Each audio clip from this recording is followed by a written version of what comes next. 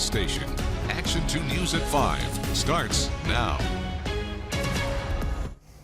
Good evening. Thanks for joining us tonight. With 8 days to go before the November election, Battleground Wisconsin continues to be the focus of presidential politics. Both vice presidential candidates today making stops in the area, with Republican J.D. Vance in Wausau and Democrat Tim Walz in Manitowoc. Chief political reporter Jason Zimmerman is following the campaign events. He's live for us in the newsroom. Jason.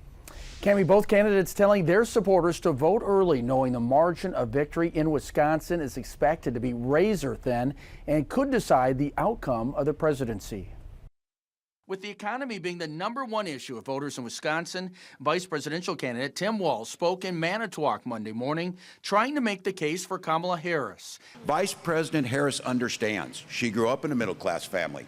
She understands that manufacturing jobs are the ticket to the middle class, a ticket that doesn't require you go into debt with a college degree. And under her leadership, we're winning the race to make sure the future is made in America. Just a couple-hour drive to the west, J.D. Vance also holding a rally in Wausau, addressing the economy, but blaming the Biden-Harris administration for policies that have led to inflation, driving up the cost of gas, groceries, and housing. Mortgage interest rates have gotten way too high, and that's connected to the inflation. That's connected to the fact that Kamala Harris cast the tie-breaking vote on trillions of dollars in new spending.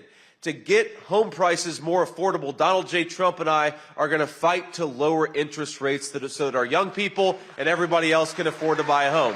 Both Vance and Walz also taking aim at each other's running mate. Walz saying it's Donald Trump's most recent rhetoric voters should keep in mind at the ballot box. The last week, he's been calling our country the garbage can of the world. What an unpatriotic scab to say such a thing, Look, now he's literally trash-talking us, but the American public needs to be fed up with it. They need to be fed up with it. If you're frustrated with the condition of our great country, you have every right to say to Kamala Harris, we don't want you anymore. We want change. We want Donald J. Trump back in the White House.